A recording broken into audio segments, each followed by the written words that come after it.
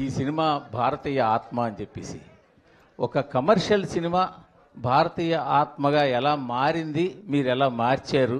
ఎందుకంటే మనకు భారతీయ ఆత్మ అంటే మన భగవద్గీత, మన రామాయణం, మన భారతం, ఇవి మన భారతీయ ఆత్మలు.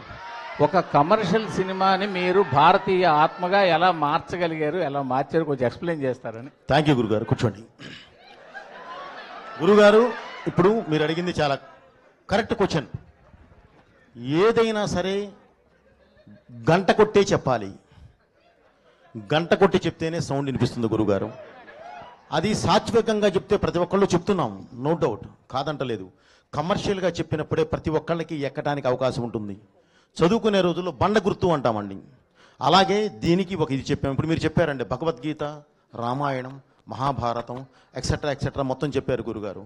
మీరు నమ్మండి, రేపు చూడండి గురుగారు, ఈ 3 సినిమాలో ఉంటాయి. ఓకే అండి, దీనికి సంబంధించిన ప్రతి ఇది దీనిలో ఉంటుంది. ఈ 3టికి మూలం ఉందో చూడండి గురుగారు.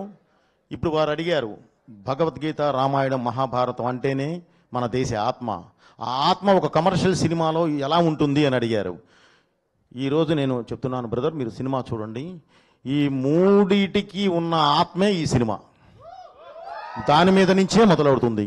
సో అందుకే చెప్పాను, ఇది ఈ దేశ ఆత్మ, ఈ దేశ పరమాత్మ, ఈ దేశ ధర్మం, ఈ దేశ ధైర్యం ఏంటి. రేపు సినిమా చూడండి sir. Thank you very much గురుగారు, మంచి క్వశ్చన్ అడిగారు. థ్యాంక్ యూ అండి.